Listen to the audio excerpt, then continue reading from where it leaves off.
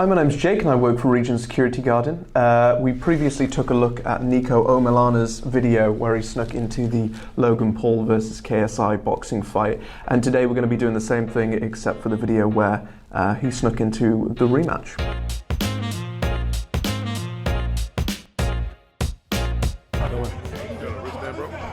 I'm with them over there. Yeah, but you got a wristband to get in here. So how's your night been? It's been a good night? Chilly. Should I tell you what will make your night better? Me strolling in right there.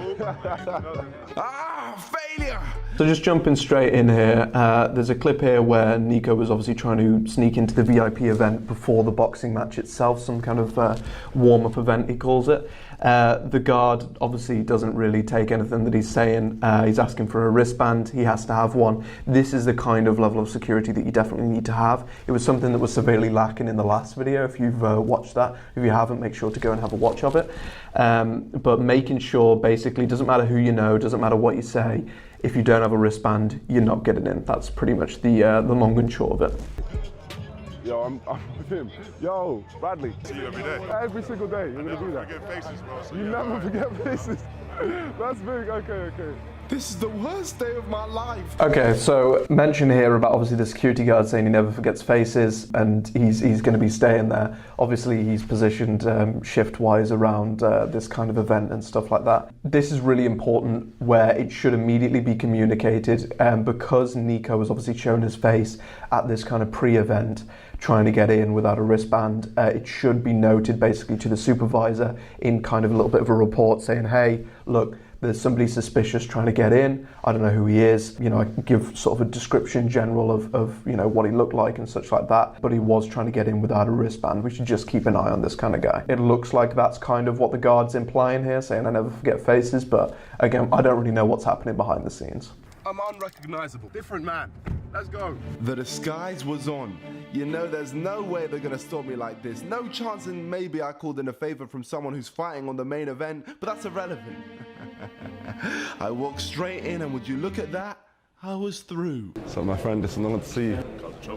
No, of course not. Okay, so in this instance, it looks like obviously Niko has spoken to someone and is able to get into the event more legit this time. I would still say with the security guard here, just to keep an eye on Niko, just make sure he doesn't go anywhere that he's not supposed to. Obviously, he already is explicitly aware that Niko is the type to try and get into places he's not supposed to be. So even if he does have a pass or some kind of purpose or reason to be in this place at the moment, there's definitely going to be you know, forbidden areas and stuff like that that they should kind of keep an eye on. And making sure each guard around the place is aware of all the suspicious characters is also going to be key. Probably through the use of something like walkie-talkies and stuff like that, just to yeah, basically keep everyone informed.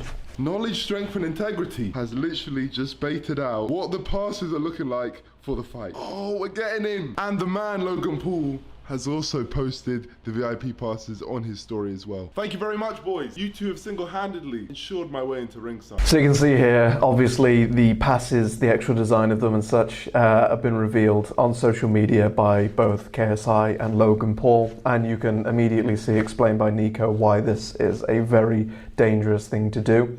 Obviously in this case Niko is kind of just going in for some harmless fun, but anyone could have you know, replicated these passes, could have gotten the image, stuff like that, and gotten them professionally printed. And given that there's going to be so many people coming in and out of this event, there's definitely going to be some laxity on you know, the security guard's position, especially looking at the last one. All he had to do was kind of flash a fake pass and he was through into the ringside. So yeah, I would definitely suggest for this, for people who are buying VIP passes, you know, kind of having a situation where it's not able to be revealed online, whatever it looks like, different things like that.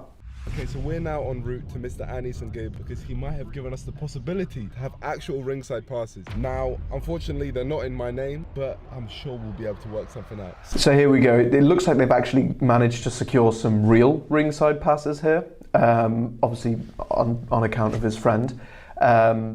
Unfortunately, they aren't in his name. So it looks like hopefully here the security will be vigilant enough to pick up on this and, you know, not let them through, but we'll see. Get those ringside tickets. What's your name? Ali Al-Fari. It might be under Anis and Gabe.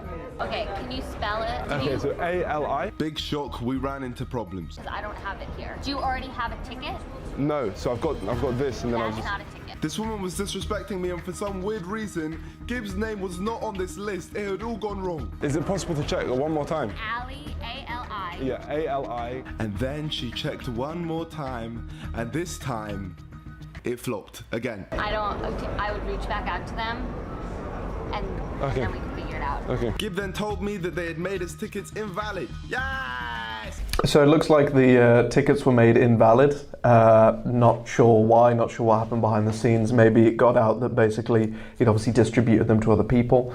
You know, especially if this is someone who's close to the event and he's been given these tickets or VIP passes, and he's, you know, been heard kind of giving them to someone else, they can immediately be made invalid.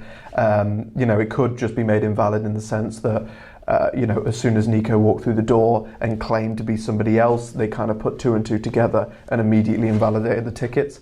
That's definitely what should be happening in this case. It just makes it a little bit harder for people who are making fake passes and even people who are using real passes under fake names to be able to get in. But it's all okay because luckily I had a backup. Okay, so we've just been told that the tickets are invalid, so we're gonna have to go for the backup.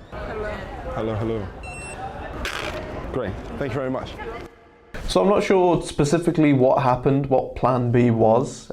Just kind of cut to a shot of them scanning something, whether they actually bought real tickets or whether their fake passes worked. I'm not really sure there, but either way they ended up getting in anyway.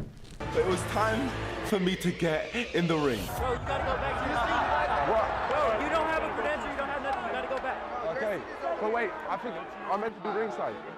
You don't have a wristband. You don't have Gotta go, bro. Gotta go to your seat. So yeah, it looks like they've got some kind of wristband system going here, which Niko obviously doesn't have, which allows them to be ringside. Here's a little lesson. If you pretend like you're meant to be somewhere, the chances are they won't question it. It was the moment of truth. Would I be able to get in the ring 2 years running? What's up, man? Is it possible? Is it possible to get a picture just by the ring here? No. Fair enough. So here's, I would say, the biggest pain point when it comes to this clip is him climbing over the barrier there. Should have been a huge red flag for the guard he was talking to. Obviously, as he mentioned, you know, as a pro tip, as he put it, if you pretend like you're supposed to be somewhere, then 9 times out of 10, you won't really get caught. In this case, obviously it worked. He managed to sort of get over to ringside and have a chat with the guard. It should have immediately, to the guard, basically alerted, said, hey, what are you doing? Stop there. We'll get security to come over and check your clearance, whether you can be round here at the moment, instead of just, you know, engaging in casual chat with them. Well, I've got the VIP, just right here. Just here, just right here? Is that okay? Well, just stand there. Oh, and you got a pick. So you can see, again, he tried to get in, the guard pushed him out, pretty much the same thing that happened last time. Looks like he's gone round the back where, from what I can tell, there isn't actually any guards or really many people kind of around this side of the ring. Again, a huge security flaw, there's people on all sides of the ring, so there's going to be people who are trying to enter from all sides of the ring, if there are going to be those in the crowd. So having at least one, maybe even 2 guards on each side is going to ensure that people don't get in, sort of, who aren't supposed to. And you got a pick. Okay, oh. Let's go here. And then we'll just, whoop. Wait, I just need to stand there, that's all I need. I just need this, aye. Okay, and it's time to duck out. We did it! Yeah, I think it's pretty clear to anyone to see exactly why he was able to get in here. There wasn't a guard there. It did get spotted, but he was already in by the time the guard managed to get over to him and kind of stop him from pushing in. Again, the guards need to kind of maintain a bit of communication going on. You know, as soon as he stepped over the barrier, he should have been stopped right there. As soon as he walked up to the ring, he should have been stopped. As soon as kind of he sat down and stood up and had to actually be physically kind of pushed away from the ring, it should have been alerted to everyone else, hey, get somebody to escort this kid out of here, because obviously he's not supposed to be here. In this case, obviously he's gone around the back and managed to make it through. So yeah. Ooh. Oh. Okay, and it's time to go. Ooh. Ah! Police brutality! That push was so unnecessary. We were really nestled inside the heads of these Americans. So you can see there was a bit of a push there. It looks like the guard's pretty upset that obviously he managed to get as far as he did. yeah, wasn't really necessary, but it's not something that was particularly violent in this case.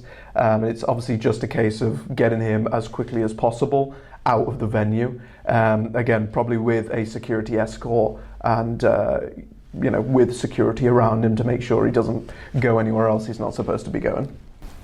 So yeah, that's pretty much the breakdown of this video. There was a couple definite points of improvement, I would say, just looking at it strictly from a security perspective of what could be done to prevent him. The thing that you've got to keep in mind though with these events is there are masses and masses of people coming in and coming out, so it kind of becomes a very, very difficult task to keep track of everyone, making sure they've got ID, making sure they've got credentials, making sure they've got ticket passes, wristbands, whatever kind of situation that they need to have. So in this case, obviously some things are going to slip through the cracks. There should never have been a situation where he would have been able to get into the ring. He should have been stopped kind of beforehand. But again, it's difficult to tell if he had been someone who was a VIP and was actually supposed to be there and the guards stopped him and called other security over to stop him. That could have caused even more issues. So it's a difficult one, but it's kind of emphasizes the point of why having a really solid security infrastructure in place is pretty much number one when it comes to running, huge, massive events like this. But if you enjoyed this video, make sure to leave a like, and if you've got any thoughts on the matter, make sure to leave a comment. With that being said, we'll see you guys next week.